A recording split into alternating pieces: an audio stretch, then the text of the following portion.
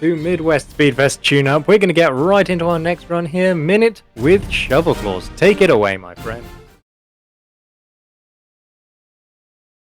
Thank you so much for the very warm introduction. Hello, everyone. My name is shovelclaws, and this is Minit. This is a 2018 indie adventure game, kind of a cult classic in the indie scene. You've probably seen this game and just don't even realize it. This game is really cool. Essentially, you pick up this cursed sword. We can go ahead and get into the file. This isn't time yet.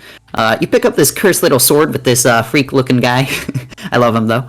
And this cursed sword curses you with 60 seconds to live. However, you get reborn every time you die. This is a time loop game, one of the first, if discounting all the ones from like 20 years ago. Don't worry about it. This game, it becomes very quickly death warp the game, and because of that, it has some really fluid and very dynamic routing. This is also a really difficult run. We're doing 110%. You'll see where the extra 10% comes from later on, but we're going to be collecting everything, but the route for this category is super difficult and takes a lot of concentration, so commentary might be a little bit less bombastic than I usually am, but I'll try to play good, don't worry. But I think we can just go ahead and get into it. Time will begin when I pick up this sword and then menu after it, so I'll count us down in 3, 2, 1, and go. You'll see I warp back to the house, dog. This guy loves getting in your way immediately, but it's okay. And the first thing we're going to do is pick up that coin. That coin is very important to this run. There are going to be 7 coins we pick up immediately for a very important item in about 3 minutes-ish, give or take. Next, pick up the watering can. This is required. I'm going to go quiet for like a minute here. We'll see, because there's some blind movement I have to do. I have to listen to my footsteps. Entering into a secret room here. I think I'm not in the right... Never mind, I got it. Very nice. This is a secret room with a hidden coin. I have to be very careful with my movement there. Very easy to get lost. And then we're going to do it again, so a little bit less talking. We're kind of sequence breaking right now. Okay, took some damage there. Should be fine. I get through first try. Very nice. As long as this bull doesn't kill me, which has happened and is very unlucky, we'll be okay, because we pick up an extra heart here. Take out that bull for an extra heart. So right now we're kind of out of sequence. What the beginning of this game is supposed to be like is you pick up this item called the coffee, which allows you to push around boxes, and then you pick up a flashlight, which of course lets you see in the dark, and then you get through that dark factory into the desert here. We skip all of that because we don't really need the flashlight. And there's a lot of very difficult movement to do because of that. More in the dark here, picking up this secret coin hidden under this quicksand pit, and then warp back, grab our watering can, and moving on. There's a secret temple here in the desert. You also may have noticed I'm spawning in this little caravan now. Quick puzzle room. Take out all the fire with our watering can. But I'm spawning in this desert caravan now. Each biome, as I call them, has a home. And when you enter that home, it sets your respawn point. So that's how you progress through the game, getting to new homes, and that allows you to progress further into the game. Any items you pick up do persist through cycles, so very kind, and creates this really fun speedrun where you're going to have a lot of high action, and a lot of cycles get down to the very last second, so big mistakes are very costly. Finishing up our coin collecting, you may notice this little hut next to us, this big building here. It's a sneaker hut, and in the sneaker hut is the most important item in the entire run for this category in specific, the fast shoes. The fast shoes allow you to, over time, pick up sprinting speed. And this becomes kind of like a racing game very quickly, where you're going to want to take very tight lines, but try to avoid stopping for too long. Wall collisions and the like. Here, tricking the game into thinking we're moving through 5 screens very quickly by going back and forth, and then taking out the sword thrower Oasis demon here. That gives us the ability to throw our sword, and then we're going to go back up to the desert temple and die in this dark room. I don't have time to explain this right now, so you're gonna have to take a gander at what this is. Then we're going to grab our watering can. There's a lost person in the desert here, and we're going to water them and save them. 2 drops of water gets them all the way over here through this quicksand, and this takes us to pick up our next very important item, the gardening glove. Of course, gardening is quite straightforward, so what else would this do other than let you chop down trees? Don't you love gardening? And then we're back on track. We're back into this little clearing area where we're going to take out these crabs, get the coffee, and then the lighthouse key, which we will never use, but we have to pick up because it's 110%. And then we'll be a little bit back on track. Of course, we are massively sequence broken. We're not supposed to have half of the items we do right now, but that's all the fun in it, isn't it? Very nice. Backtracking some for the lighthouse key here. We're going to do a little bit of gardening, and then we'll be taking a very long boat trip. So, Prozac, if this is any good time for some quick messages, we have about maybe 45 seconds. Absolutely, I can do so. Let me take the opportunity to shout out VGMCon. The musical performances, such as those you heard in just a few minutes ago, featured Banger, by the during way. this event were sourced through VGMCon, which is an annual celebration in Minnesota that combines music performance and tournaments, indie games, panels, workshops, speedruns, energy drinks, and a whole lot of fun. The purpose is to create a community of engaged creators and fans around video games through unique experiences you cannot find at home. Midwest Speedfest team is grateful for their continued partnership and will like to thank VGMCon for providing resources and support to help us host our marathons. You can visit vgmcon.org to learn more about them and register for their next convention this April, which will include our next on-site event, Midwest Speedfest 2025. Hey, a little bit of self-plugging. With that out of the way, though, back to you, Shovel. Yeah, we have a little bit more on this boat trip, but we're going to go to our island retreat here. This island retreat has probably the biggest boon to the routing in this game in the entire run. We're going to pick up this basement key and then set our home in this island home. So, boom. And then we're going to start this puzzle, and this puzzle has us activating these terminals. I already know the patterns, of course, so this isn't very difficult for me. But these terminals will activate a teleporter found in the island home's basement. I have to move this box, but this crab's giving me trouble. This teleporter allows us to teleport between the biomes, which is exceptionally powerful, as you can imagine, because we're going to be going between them a lot. This game has, very Zelda-like design, where in certain cases you'll need to have an item that you're supposed to pick up way later on. So that's going to allow us to very quickly traverse through areas when we have the appropriate item. The teleporter isn't fully active. We're going to have to go activate all of the extra spots, but shouldn't be too difficult, and the route for it is very kind. Use our sword thrower here to activate the bridge here, then pick up our next item, the press pass. This actually replaces the camera in the game's speedrun mode. You can see my in-game timer and my death count up in the top right. The camera is not available on console, but it's a lot faster to have that press pass. So at the very beginning of this game's life, as a speed game, console was actually a lot faster. I think it's still true that console is faster for other reasons that are a little bit beyond my understanding. But it allows us to very quickly get into an area later on in the run. I'm going to pick up this coin. This is not the order I usually do this, but I have a lot of extra time. I have to wait for this timer to go all the way down to 10 to save the resident that's in the water there. And now we're into the hotel sequence. This hotel is a little bit run down because all of its residents are bumbling idiots who can't save themselves, so we have to do it for them. And that just means, for example, saving this guy from these bandits, finding this guy's wallet in the next screen where we're going to just push him around and he's going to play hot and cold with us. But of course I already know where his wallet is. I could have run off with it right now. This doesn't seem like a very wise idea from him, but I'm a good Samaritan. Take a quick pit stop for this secret wall and grab this heart. Then we'll be going to our last resident, who actually has a small trick. This guy is supposed to teleport between these 4 trees, but if we cut down these two trees, and then don't get too close, and then walk up, then he's all good. And next, some more invisible movement. Our blind movement. We still haven't gotten the flashlight, so this area is particularly scary.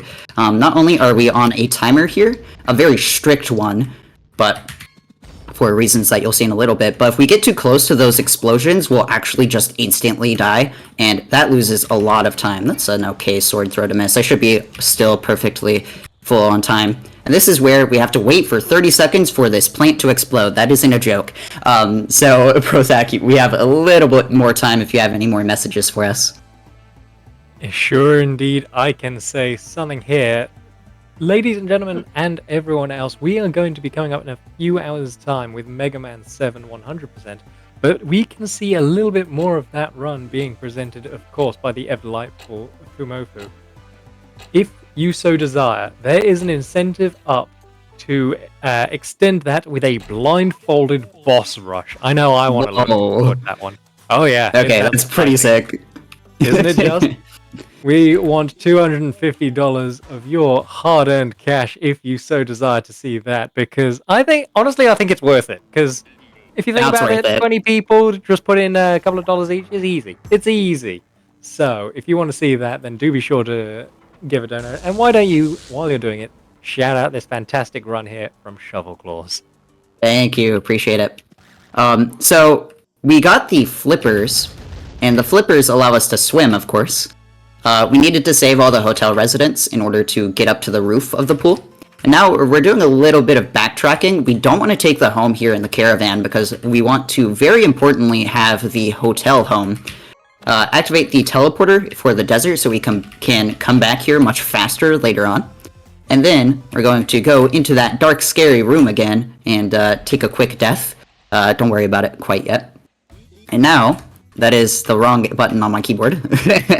And now we're kind of back to the clearing where we're going to do a bit of cleanup for this next area. We're going to go behind the pub where we got our coffee in order to get a quick little coin.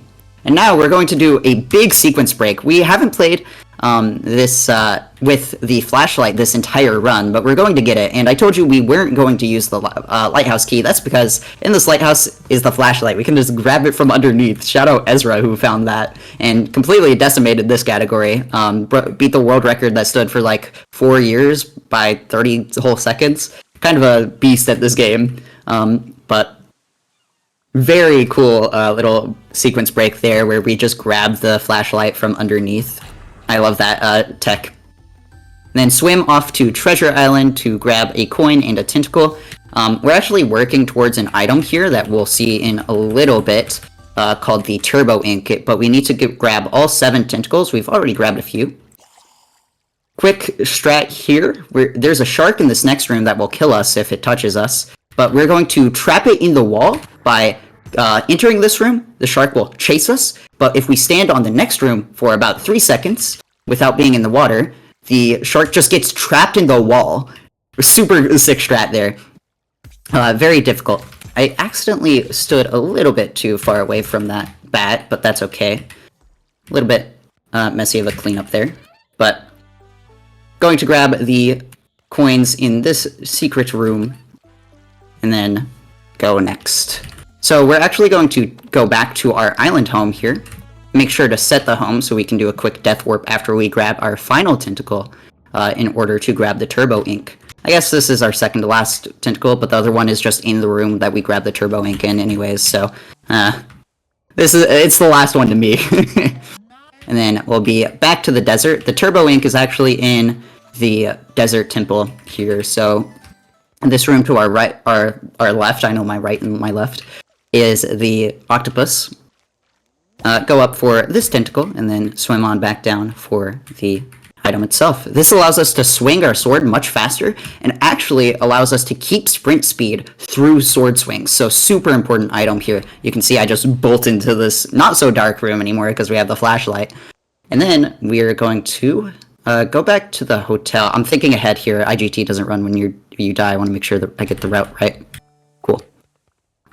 So go back to our hotel, and then we're going to get a bunch of story progress out of the way. The story of this game is very simple. there's this factory that produces these cursed swords, and this evil dude heading the factory who's trying to, of course, take over the world with these cursed swords that make everyone die in 60 seconds. So we're going to destroy his assembly line by pushing first these boxes into this assembly line. We'll be back here in a little bit for a item, and then we're going to get our next assembly line destroyed. Turbo Ink is really cool because it allows us to just destroy these lanterns and keep sprint speed the entire time, so speeds up that movement quite a lot. And then we just gotta hit all of these buttons fast enough to make this assembly line stop.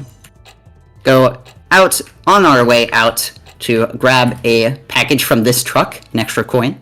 We do need everything in this run, so very important that we grab that. Now we're going to grab a few extra items. First and foremost is the grinder, which is actually in that box pushing room that we were just in. Except on the other side of the pond here is not a British person. It's a extra secret box that we're able to push across the lake by forming this little box bridge here. Make sure we don't push this box against the wall, because that means we'd have to reset the cycle, and I am 18 seconds ahead of PB. That is not a lie. So, trying to game out here a little bit. And this grinder allows us to now break these boxes instead of just pushing them. So, we're going to use this to enter into a secret room here down in the sewers. Grab this coin, and then this next segment is kind of scary. We're going to grab the extra 10% because we're starting a trophy quest. Going to enter this tent to set our home here temporarily. And then a bunch of movement here that's a little bit tricky, but of course, I've practiced this plenty.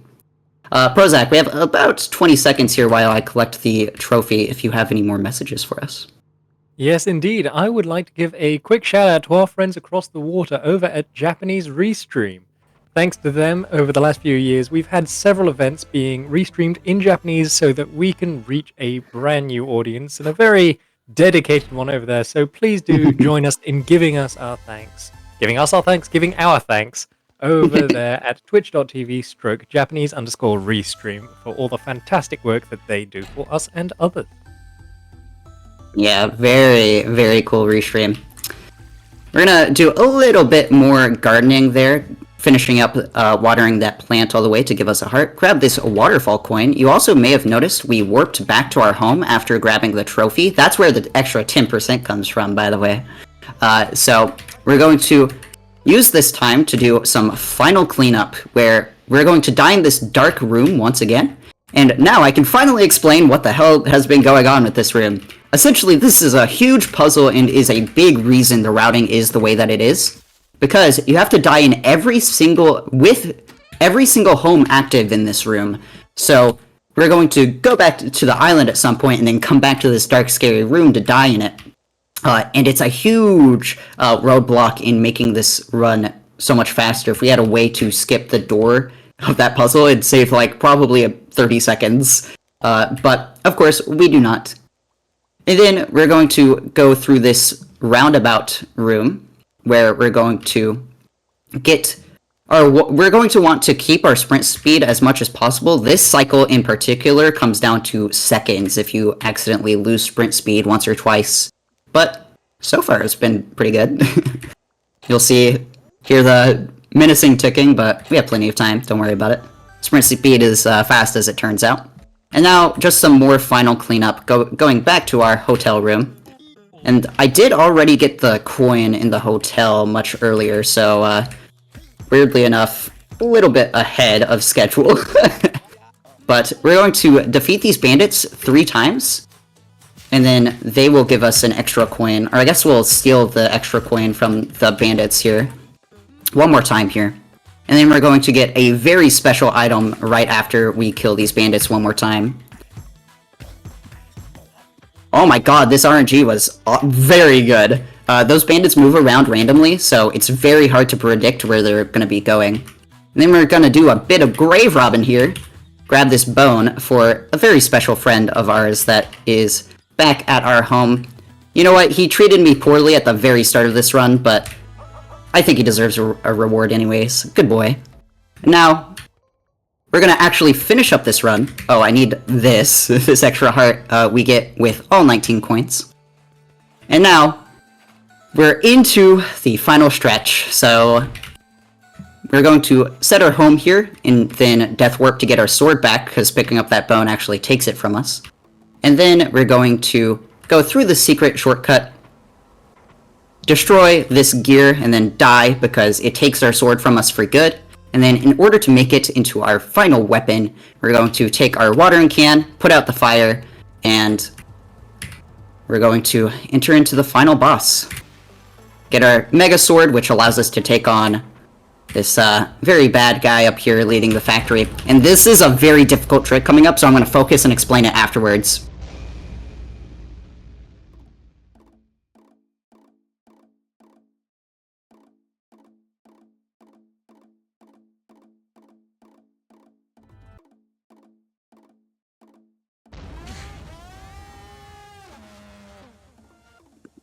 I didn't hit it. That's so unlucky. So there I was trying to do a bunch of frame-perfect pauses in order to make this first phase go so much faster. Those swords will, if you frame-perfectly pause, all be in the center of that room, but I messed up the pause right at the end of the sequence of pauses I was doing. My rhythm was thrown off. Unlucky, but that's okay. We're going to try to take damage here in order to get us down to very low HP. So that immediately after this phase we could die. That's okay. This loses a bit of time, but not a big deal. Have to wait on this sword to become vulnerable again. And then going to just finish up. Get ready on time. This is the final phase of this last boss, and suffice to say, I think I've blown my PB out of the water. So we're gonna take a few hits here,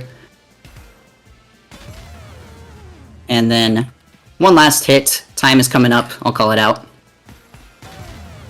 And time.